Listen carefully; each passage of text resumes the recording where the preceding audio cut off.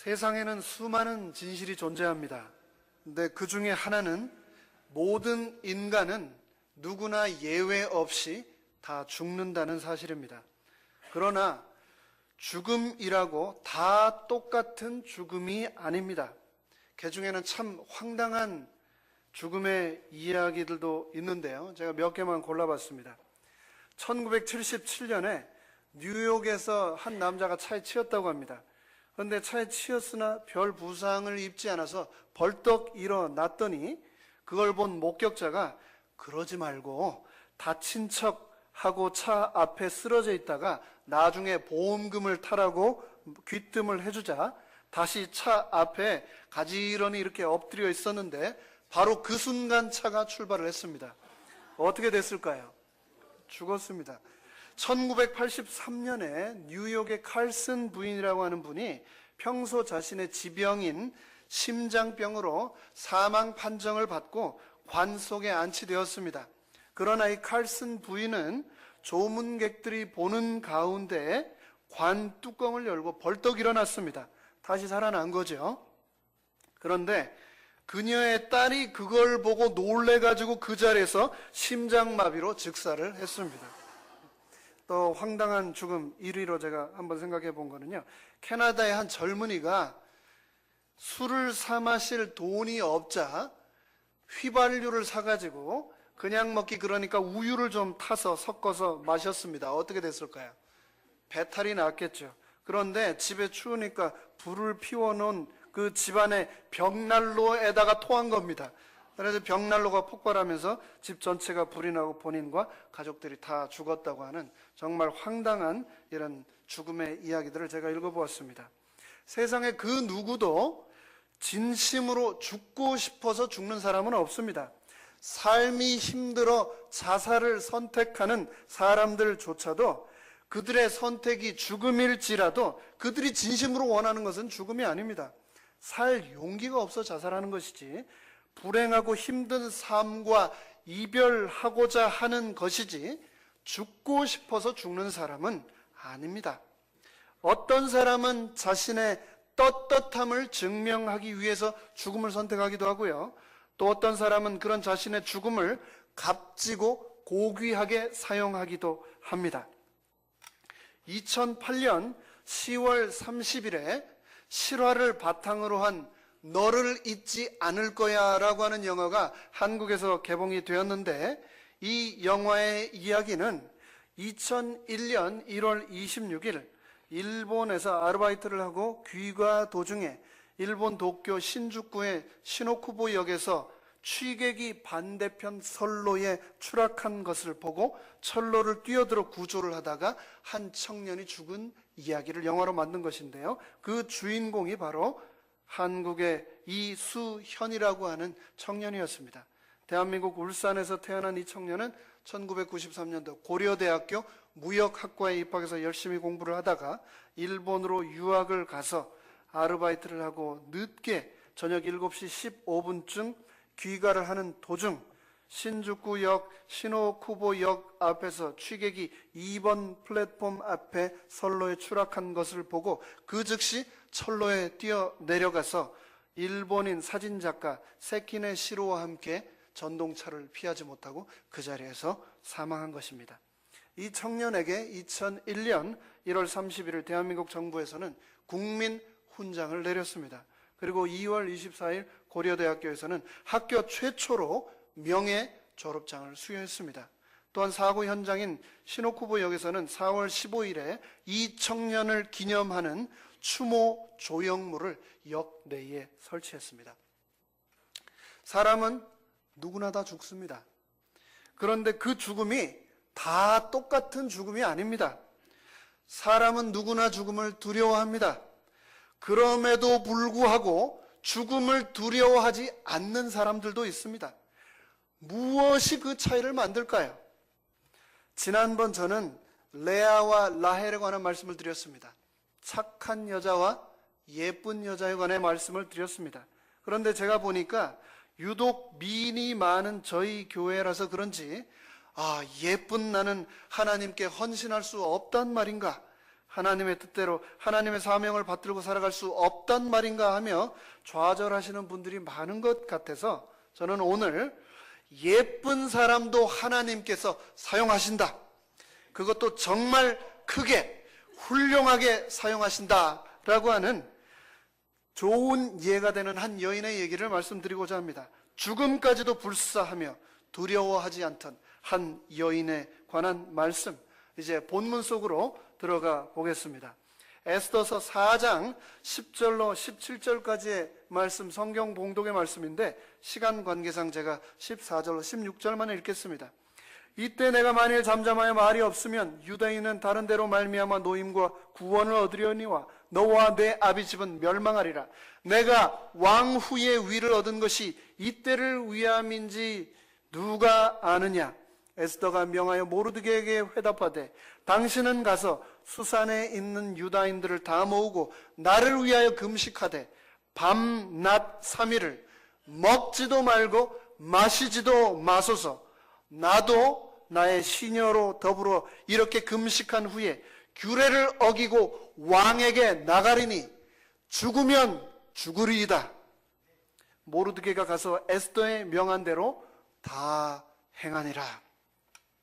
세상에는 재밌는 게 참 많습니다. 그 중에서도 가장 재밌는 것 중에 하나가 9회 말 투아웃에 역전되는 야구 경기 같은 그런 역전하는 스포츠 관람일 것입니다. 또 영화나 드라마도 마찬가지입니다. 고생하다가 나중에 신데렐라가 되고 모든 시련이 전화위복이 되는 그런 영화 같은 이야기에 사람들은 흥분하고 매료됩니다. TV 속 드라마보다도 더 드라마틱한 이야기, 성경 최고의 사극 정치 드라마, 전쟁 구화가 백악관의 퍼스트 레이디가 된 이야기가 바로 오늘 본문 속의 주인공 에스더의 이야기입니다. 이 에스더서라고 하는 성경은 성경 여러 인물 중에 이 에스더는 인물의 이름으로 기록된 책 중에서, 그것도 여자 이름으로 기록된 단 2권 중에 한 권인데, 한 권은 룻기이고 또 다른 한 권이 바로 에스더서입니다. 전체 분량도 10장밖에 되지 않아서 10분이면 다 읽을 수 있습니다.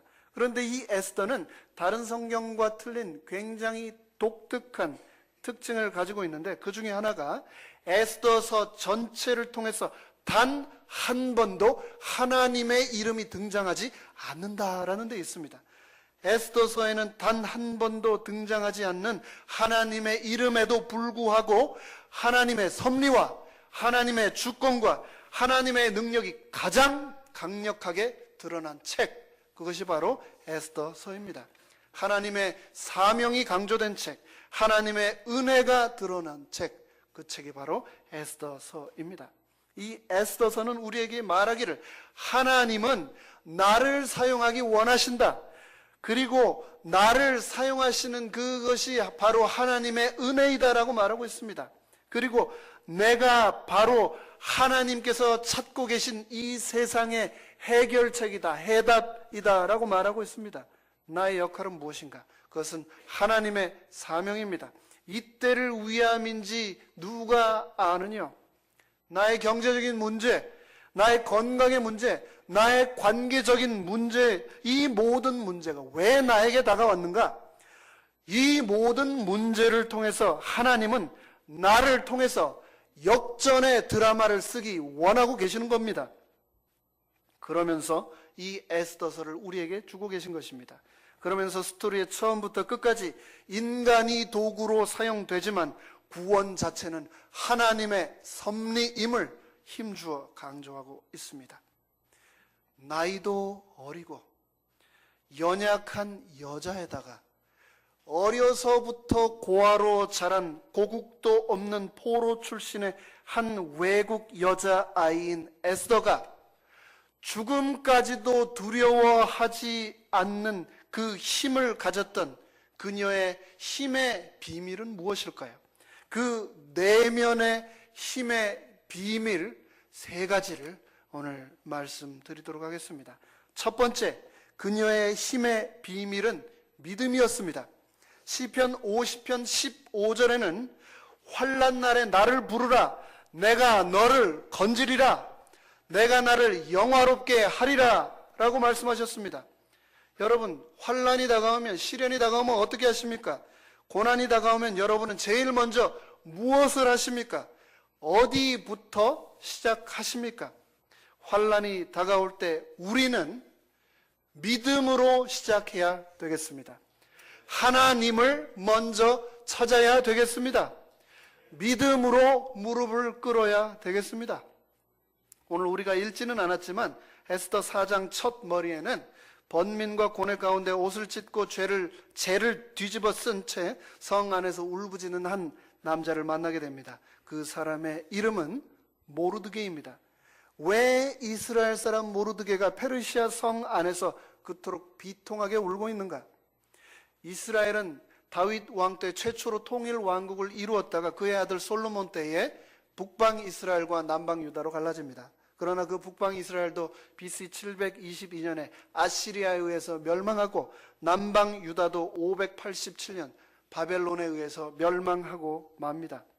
이렇게 망해버린 두 나라, 이 남은 유다 백성은 바벨론의 포로가 되었습니다. 그런데 이 바벨론도 얼마 후에 페르시아에 의해 멸망당하고 맙니다. 그러면서 바벨론 시대의 포로로 잡혀간 유대인들 중 많은 수가 고레스 왕 때 예루살렘으로 귀환을 하게 되는데 모두 다 귀환하지 않고 그 중에 일부가 여전히 페르시아 수산성에 살고 있었던 것입니다. 그 남은 자 중에 한 명이 바로 모르드게였고 그에게는 친딸처럼 양육하는 삼촌의 딸 하다사 에스더가 있었습니다.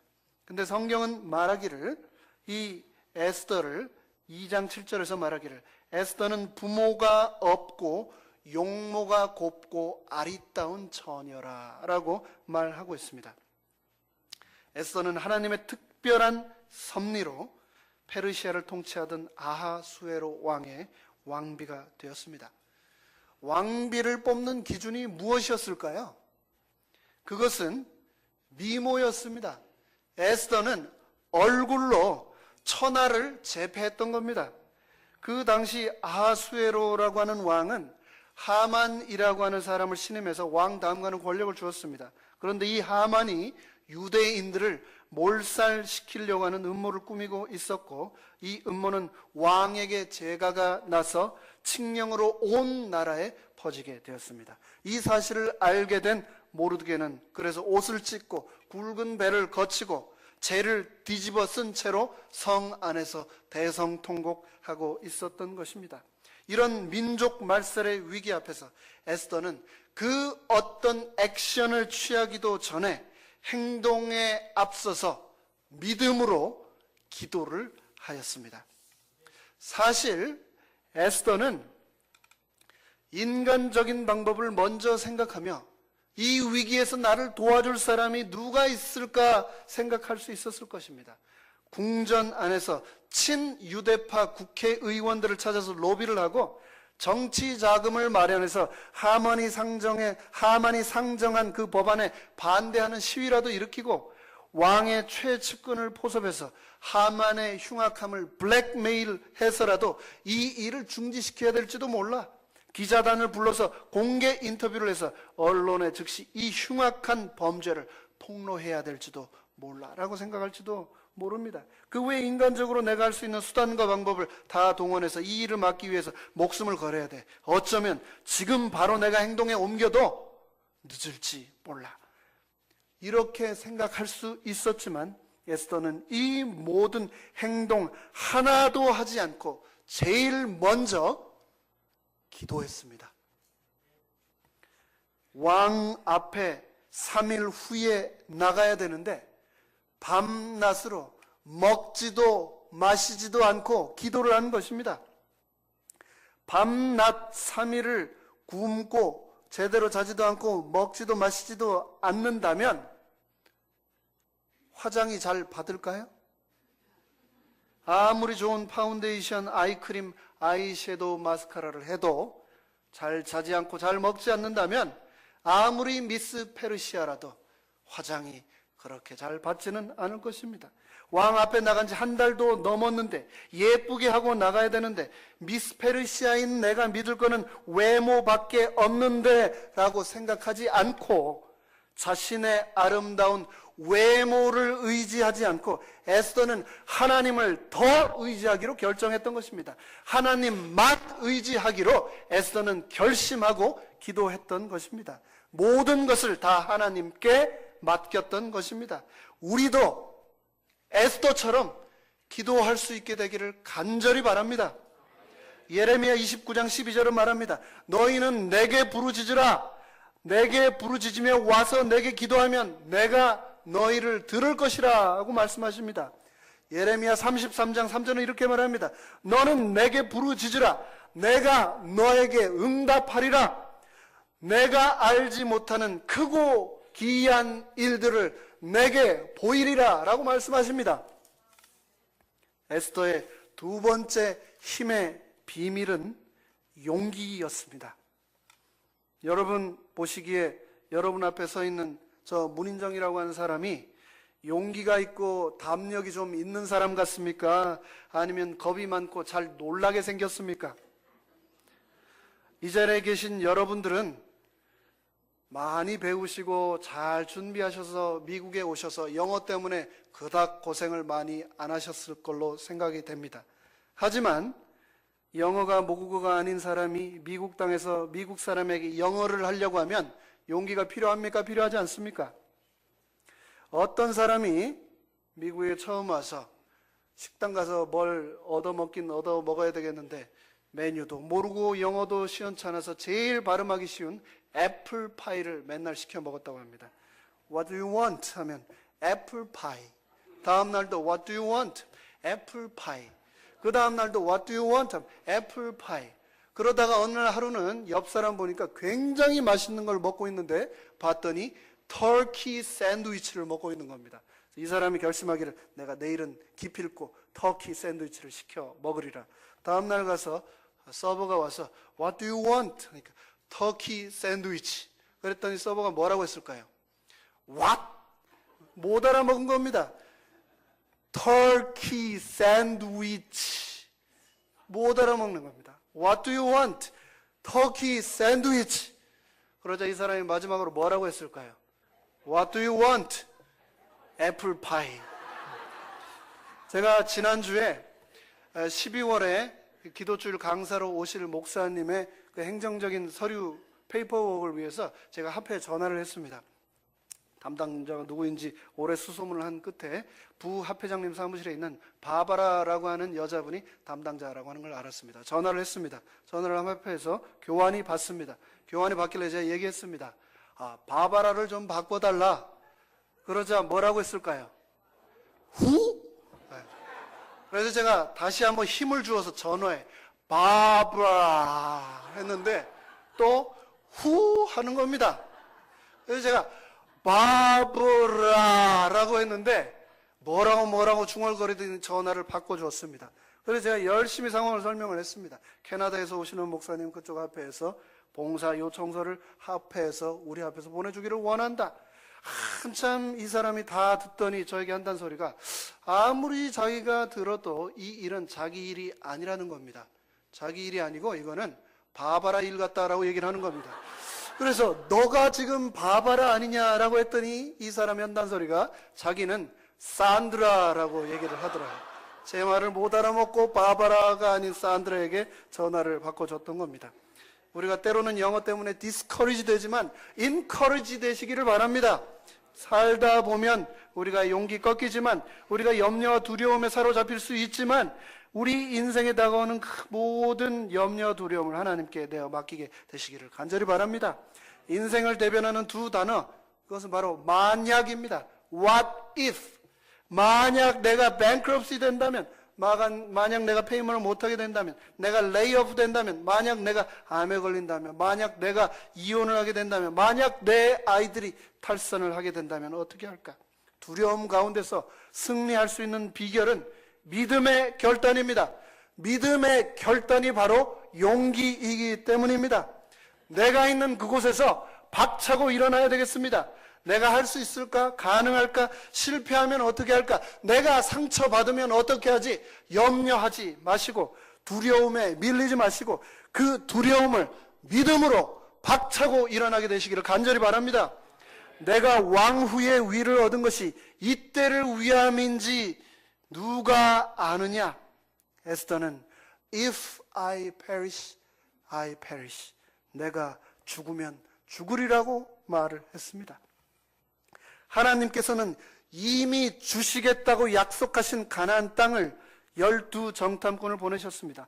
이스라엘 자손들의 두령들만 뽑아서 12명을 보냈는데 가나안에 갔다 온 이 12정탐꾼이 두 파로 나뉘었습니다. 한 파는 메뚜기파, 또 다른 한 파는 밥파, 두 파로 나뉘었습니다. 이 10명의 두령들은 말하기를 가나안 땅에 가보았더니 네피림 아낙 자손의 대장부들이 있는데 그 사람들에 비해 보니 나는 메뚜기 같더라. 메뚜기파가 되었습니다. 하지만 여호수아와 갈렙은 민수기 14장 9절에 말하기를 오직 여호와를 거역하지 말라. 또 그 땅의 백성들을 두려워하지 말라. 그들은 우리의 무엇이라? 그들은 우리의 밥이라 라고 말을 했습니다. 하나님께서는 이미 우리와 함께 하시겠다고 약속을 하셨는데 무엇이 두렵겠습니까? 용기는 두려움이 없는 것이 아닙니다. 용기란 두려움과 맞서는 것입니다. 두려워하지 마시고 하나님의 약속 의지해서 앞으로 나아가게 되시기를 간절히 바랍니다. 에스더의 세 번째 힘의 비밀은 지혜였습니다. 에스더 5장 1절로 2절에 보면 제3일에 에스더가 왕후의 예복을 입고 왕궁 안뜰 곧 어전 맞은편에 서니 왕이 어전에서 전문을 대하여 보좌에 앉았다가 왕후 에스더가 뜰에 선 것을 본즉 심히 사랑스러움으로 손에 잡았던 그모를 그에게 내어 미니 에스더가 가까이 가서 그모를 끝을 만진지라. 왕이 금호를 내밀었습니다. 에스더가 어쩌면 안도의 한숨을 내어 쉬었을 것입니다. 금홀은 끝으로 갈수록 점점 가늘어지는 지팡이로 왕권, 영광, 그리고 위엄을 상징하는 왕의 대표적인 소지품입니다. 금호를 내어 민다는 것은 왕에 근접한 자를 죽이지 말라고 직속 경호 대원들에게 보내는 신호입니다. 그런 신호가 없으면 왕에게 접근하는 자를 신분 고하를 막론하고 그 자리에서 즉결 처형을 했던 것이 그때 당시의 습관이었습니다. 관습이었습니다. 이때 에스더는 어땠을까요? 생사의 기로에서 에스더는 왕의 금홀 때문에 살아남은 것입니다. 왕궁에서는 왕을 암살하려는 모략이 수시로 일어나기 때문에 최측근 빼고는 왕비조차도 왕의 허락 없이는 미리 나아갈 수가 없었습니다. 에스더가 왕비가 되기 전에도 그랬습니다.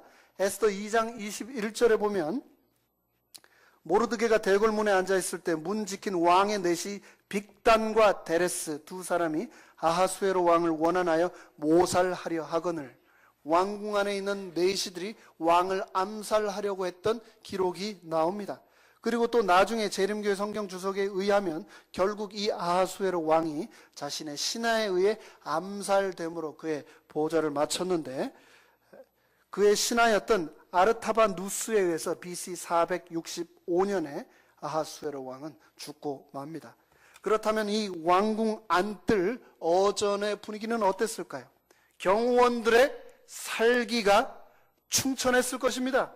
그런 곳에서 에스더는 왕의 금홀의 끝을 만지고 어떠했을까요? 만약에 저 같았으면 온몸의 기운이 다 빠지고 금홀을 만지자마자 긴장이 풀려서 기절을 했을지도 모르겠습니다. 그런데 에스더는 용기 있게 그리고 침착하게 그리고 지혜롭게 왕을 살피고 대화를 주도해 나갔습니다. 5장 2절입니다. 왕후 에스더가 뜰에 선 것을 본즉 심히 사랑스러움으로 손에 잡았던 그모를 내어 미니 에스더가 가까이 가서 그모를 끝을 만진지라. 왕은 눈앞에 뜻하지 않은 자신의 왕비가 갑자기 찾아왔지만 한 달 넘게 보지 못했던 에스더가 너무나 아름답고 사랑스러워 보였다라고 말했습니다. 그런 왕이 다음과 같이 말합니다. 3절, 왕이 이르되 왕후 에스더여, 그대의 소원이 무엇이며 요구가 무엇이뇨? 나라의 얼마라도요? 나라의 절반이라도 그대에게 주겠노라. 나라의 절반이라도 그대에게 주겠노라. 이 말을 3음절의 한국어 한 단어로 뭐라고 하는지 아십니까? 거짓말. 남자들의 허풍을 믿고 다 사달라는 대로 다 하면은 곤란해집니다.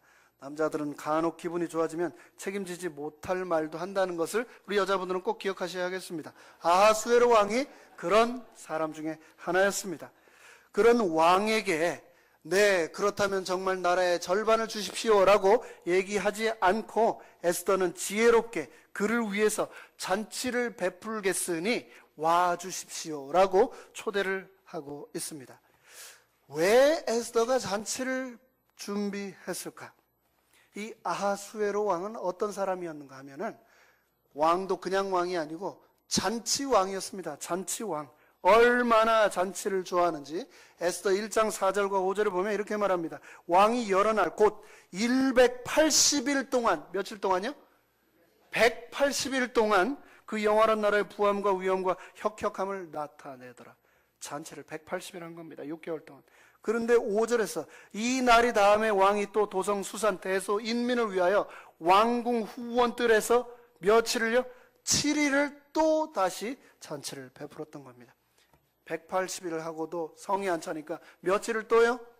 뒤풀이 잔치만 7일을 또 왕궁에서 하고 있는 겁니다.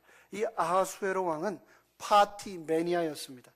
먹는 것을 정말 좋아하는 식신이었습니다. 에스더는 그것을 잘 알고 있었습니다. 여기서 우리가 알 수 있는 아주 중요한 사실 중에 하나는 남자는 자고로 잘 먹여야 된다라고 하는 사실을 이제 발견할 수 있겠습니다. 잔치, 그 잔치를 차려주겠다라고 하는 그 왕후 에스더의 그 말에 벌써 이 아하수에로 왕은 감동을 받은 겁니다. 마음이 움직인 겁니다. 여기에서 우리는 또 기억해서 보아야 될 것 중에 하나는 에스더의 바로 지혜입니다. 에스더의 지혜는 언제라고 하는 때를 아는, 타이밍을 아는데 그녀의 지혜가 있었습니다. 때를 기다릴 줄 아는 지혜로운 여인이었다는 것입니다. 우리가 쉽게 얘기하는 철이 들었다, 철이 없다, 또 봄철, 여름철, 가을철, 이 시간을 안다는 것이 지혜라는 것을 잘 알 수 있는데, 철이 들었다고 하는 말을 성경에서는 명철이라고 합니다. understanding, 믿음으로 하나님의 시간을 이해하는 것, 그것이 바로 명철이요 지혜라고 성경은 말하고 있는 것입니다. 이 에스더가 죽음을 두려워하지 않을 수 있었던 힘의 비밀이 바로 믿음과 그녀의 용기와 그녀의 지혜, 이 믿음과 용기와 지혜라고 하는 진선미를 갖춘 진정한 내면의 아름다움을 소유했던 여인, 하나님으로부터 모든 능력이 시작된다는 것을 알고 있었던 것이 바로 그녀의 진정한 힘의 비밀이었습니다. 아리스토텔레스는 말했습니다. 세상에서 가장 끔찍한 것은 죽음이다. 죽음은 곧 모든 것의 끝이기 때문이다. 죽음은 피할 수 없는 인간의 적이라고 말합니다. 죽음은 실제로 그러하며 그 증거는 우리 주위에 얼마나 있습니다. 통계에 따르면 매해 5,900만 명의 사람들이 죽어간다고 합니다. 1초에 2명씩 지금도 죽어가고 있습니다. 대한민국보다도 훨씬 더 많은 인구의 그 나라 규모의 사람들이 매해 죽어서 없어지고 있는 것입니다. 전쟁으로 매 102초마다 한 명씩 죽어가고 있습니다. 살인으로 매 61초마다 한 사람이 죽어가고 있습니다. 자살로 매 39초마다 한 명씩 죽어가고 있습니다.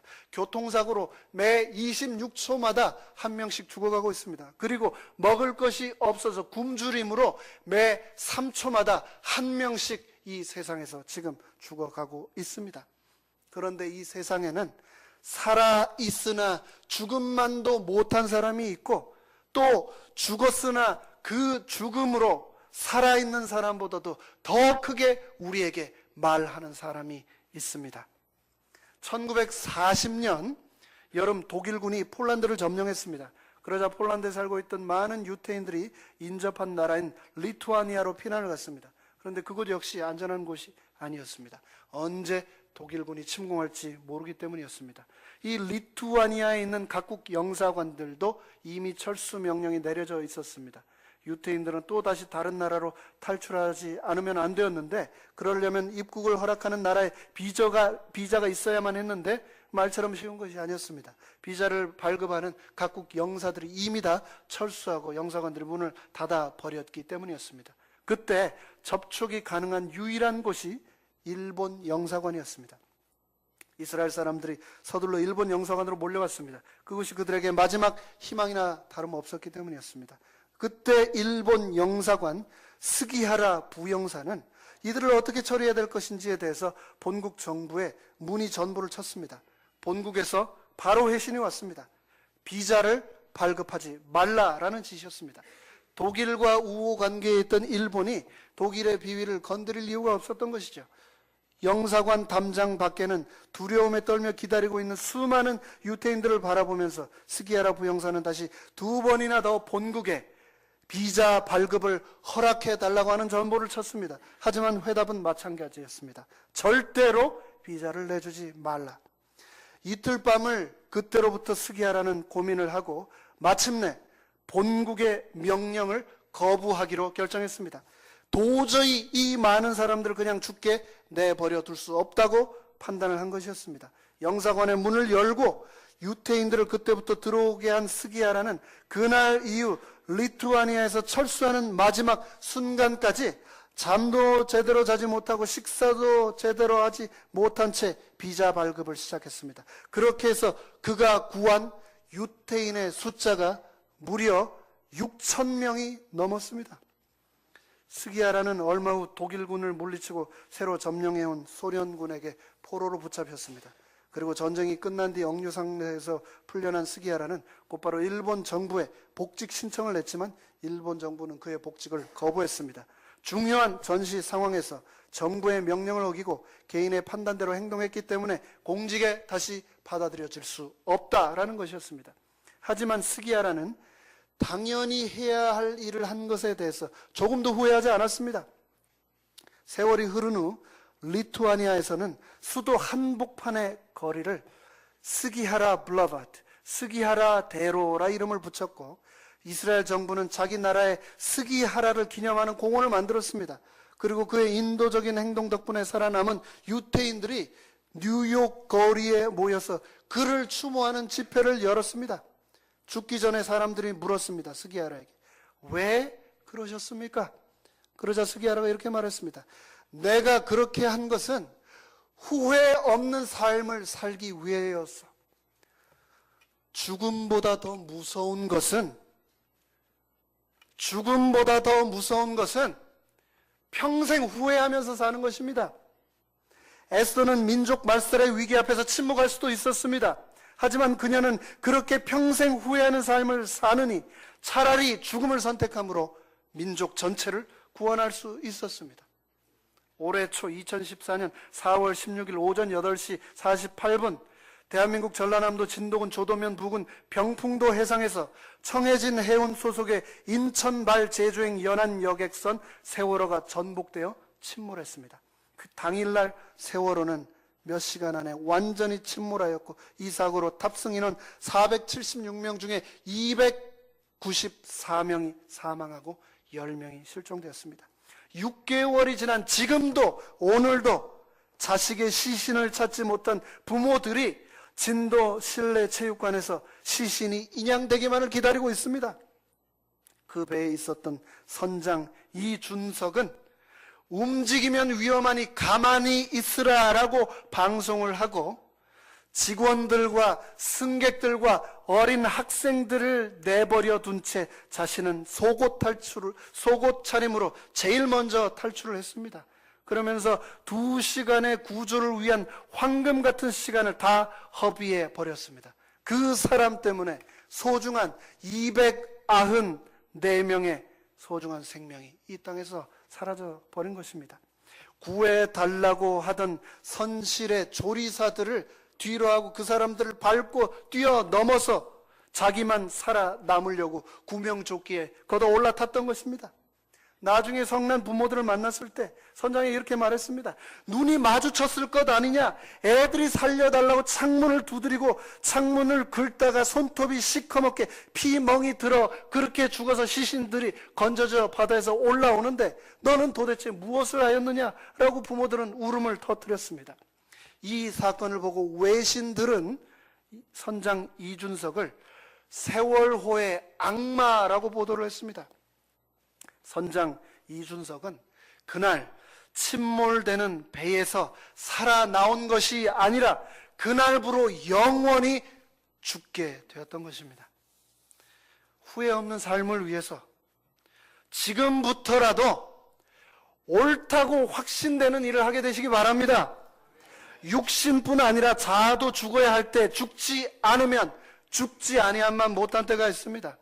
나의 삶뿐만 아니라 나의 죽음까지도 하나님께 영광이 되는 삶을 살게 해달라고 기도하시는 우리 모두가 되기를 간절히 바랍니다. 죽기를 결심한 그 순간 에스더는 이미 죽었습니다.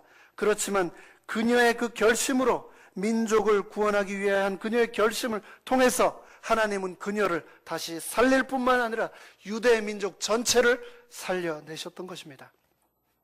하나님의 때는 분명히 옵니다. 하나님의 시간이 다가오고 있습니다. 하나님께서 나를 위해 마련해 놓으신 그 기회는 분명히 나에게 다가올 것입니다.